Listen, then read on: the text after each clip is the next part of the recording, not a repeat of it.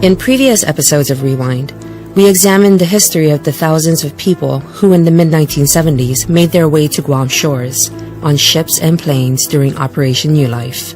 In the second episode of our three-part series, we spoke with Andersen Air Force Base historian Jeff Meyer about the massive evacuation of Vietnamese, Southeast Asian allies, and American nationals from Vietnam. The efforts, coordinated by the U.S. military, involved all service branches as well as members of Guam's community who took part in the processing, medical care, and housing of more than 100,000 people who became refugees after fleeing the war-torn country. Later this year, to commemorate the U.S. humanitarian mission, the United States Navy Memorial will dedicate a replica of the lone sailor on island. The statue, one of less than 20 in the nation and only the second outside the continental U.S., is a tribute to those in sea services. The statue will symbolize the lasting relationship the Vietnamese-American community has with the island, her people, and the military services who provided them with care and administrative assistance. In this last episode of our special series, we meet Dr. Evyn Espiritu, who specializes in refugee studies, to learn more about the Vietnamese experience. And she also shares her family's personal story, as she talks about her mother and grandmother's passage through Guam as refugees during Operation New Life. When the story of this war comes to be told in full,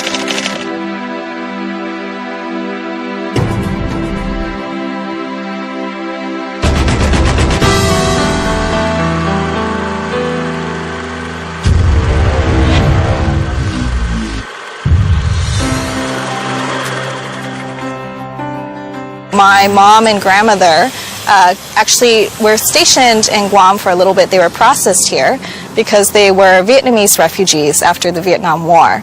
So they decided to leave in April 1975. They went through several of the U.S. military bases in the Pacific. So they were first in the Philippines. Ferdinand Marcos decided no, in the Philippines, because it was sovereign territory, had that power to say so. So they were on Guam for a very short time. In terms of their personal experience, there's not much. I think more is just trying to navigate everything. They left Vietnam kind of on sudden conditions. It was very short term notice, so they had to very quickly decide to gather what they could, went on a military plane. Guam actually did open its doors, and not only the military but also the local population who volunteered as translators, they volunteered as cooking for people. They offered to sponsor Vietnamese refugees who decided to come. Governor Bordallo, even before President Ford asked him to host Operation New Life, he, in early April, welcomed and said, we want to offer Guam as this land. Guam played such a huge role during the Vietnam War as being the host of Andersen Air Force Base and the B-52s that were very instrumental. And they wanted to turn around and say, we want to play another role, after the war as well, and helping all these Vietnamese refugees. For many of them, they didn't know where they were when they first landed here. They were sort of transported on a military plane. And when they got here, they said, where are we? How can I contact my family? How can I contact my other relatives who are coming in from all different places? What do I do with all my money? I have to exchange money. I have to, get immigration papers. So all of that, needed to be facilitated by people who are here.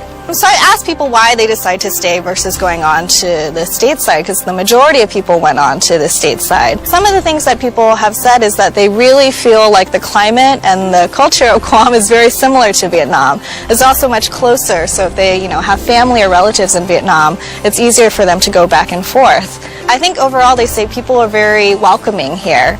And they really appreciate the island culture, and they appreciate, the role that the local population played in accepting them and embracing them as part of their community. So they've been able to open up restaurants here, several different shops, and feel like they're really a part of the place here. And if it wasn't for the role that Guam played, as being that first major processing center, that really facilitated the ability for a lot of Vietnamese refugees to then resettle and to find a better life in the United States.